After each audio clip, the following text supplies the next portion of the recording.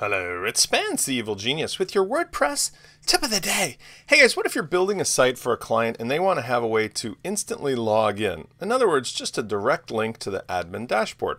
Because after all, there's times when it might be hard for a normal user to remember to type their domain name / wp-admin.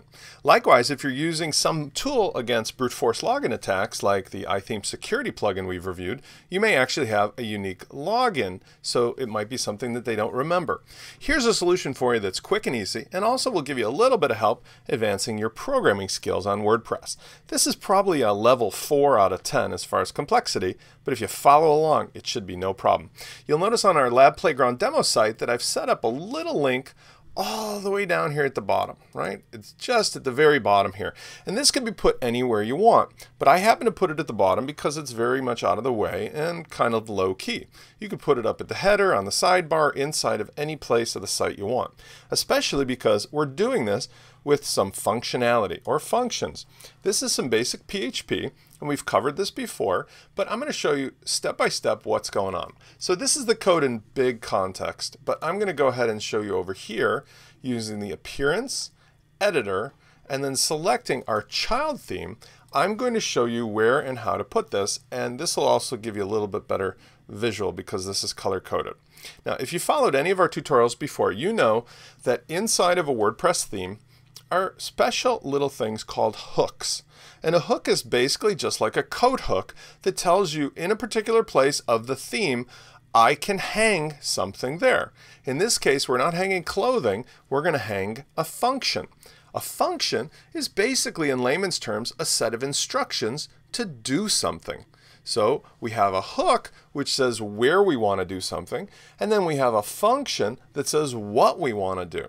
In this case, what we want to do is to add a little snippet of HTML code that will display, you guessed it, our admin login link.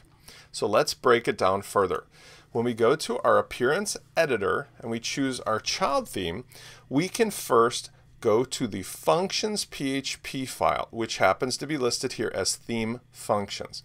Now, if you're concerned that your editor doesn't look like this is because I'm using a plugin that makes it a little easier to see visually. If we go over here to installed plugins, this is the advanced code editor plugin. If I deactivate it, this will work just fine, but as you'll see, it may be a little harder to distinguish the code. When I'm in this mode and I go to functions, we can still see the code here, but as you can see, just not as highlighted. So I've added that plugin, and you're welcome to add that plugin as well. Let's go ahead and turn it back on to make this a little bit easier to see. Okay, so under Appearance Editor, go to our child theme. In this case, we're using Responsive Lab-Zip child theme. We're going to go back to Theme Functions. Let's break down what we've got. Now, we talked about that there is a hook, and that's where this function is going to be attached. When we attach it, we do that by way of what's called an action.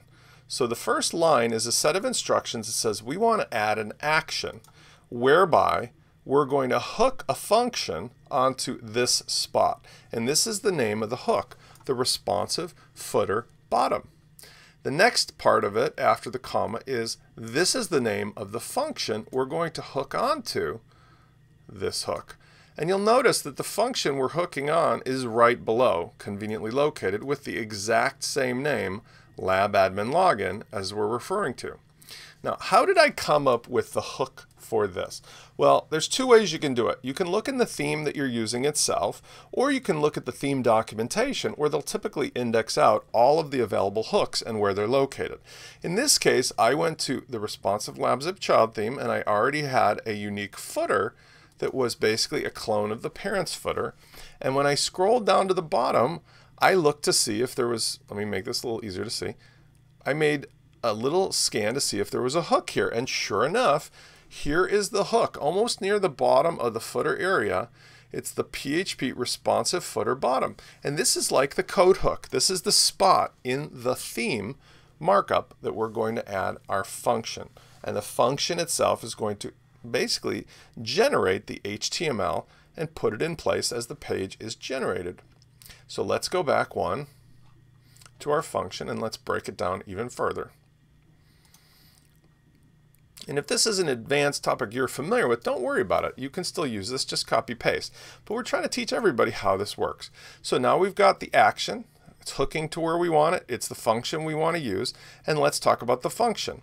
Now the function has a similar structure that's the same for all of them. It starts with one curly bracket and ends with another curly bracket. So everything inside the curly brackets is the function.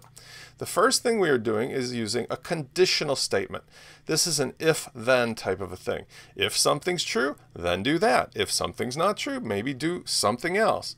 And here we're saying if the current user, that's the person who's logged in, can manage their options. And this is a function that's built into WordPress that effectively has certain capabilities assigned to different user roles. And the manage options is something that's only assigned to an administrator. So what we're saying with this conditional is if the current user can manage options, we can presume that they are an admin because nobody else can do it. And if you're confused about the roles, you can look up WordPress roles and you'll see in the codex a list of the roles. Super admin, which is for multi-sites, admins, editors, authors, contributors, subscribers. But more importantly, as you can see here, listed out the things that only an administrator can do. You can also keep scrolling down and see only the things that an editor can do. But what's really best is if you go down, there's a chart. And here's where we've got the situation of where somebody can and can't do something, right? And this is what we can use for determining where the capabilities might be, right? And you can play around with this. You can use different setups. But in our case, we selected manage options because that's something that we know already from experience only an administrator can do. If we wanted our editors to see this or our authors to see it, we can put a lower capability that those three roles can see as well. Now, what we had to do here is we wanted to put in this snippet of HTML. Now, PHP plays nice with HTML, but you have to sort of close out the PHP segment temporarily. That's what this little question mark does, because this is PHP starting here, and we need to close this temporarily so as to sort of give us a pause to put in some regular HTML, which is the bit that inserts the link for the admin URL, right? WP admin. And you can change this to anything you want. You can have it say, yo, log in here, admin, or whatever. No problem. When we're done with that little break or pause, you notice we start up with a new PHP tag and then keep going with a little ending that says end if. That's end the conditional statement. We're done with playing 20 questions. And then finally, the closing bracket. So hopefully this has helped you understand how this language of PHP is really quite logical, and you can use a lot of the built-in functionality of WordPress functions while you're making your own that hooks into somewhere in a theme. Best bit is that you can save this in your bag of tricks and use this in various places, right? You could find another place in the theme that you wanted to hook into. Literally, for example, if I went to header PHP for the header file, I could find another hook. Just keep looking and we can see here lots of them. We've got the responsive container, the responsive header, the responsive header top. We've got the WP head, which is before the document even starts. The reason I didn't choose to put anything in the header is because it's a little more obvious of a spot, and also because of the fact that it's, may push things down a little bit. Now remember, this is going to only show to an admin, so it wouldn't ruin it for regular users. But even for an admin, you just don't want to push the HTML of the site down because your client might get confused, sort of think like, well, there's a space there, I don't understand why. Put it at the bottom, somewhere at the bottom, and everybody will be happy. I'm going to give you the code for this inside of our quick tip. Now, if you're watching this video on YouTube, we love it, and I hope you subscribe to our channel. But just know that we put all of our code over at 1wdtv/quicktips. And if you find this particular quick tip, you'll go into it, and the code will be available to you there, along with some extra bonuses just for registering for free. This is Spence, the evil genius. I'll see you next time.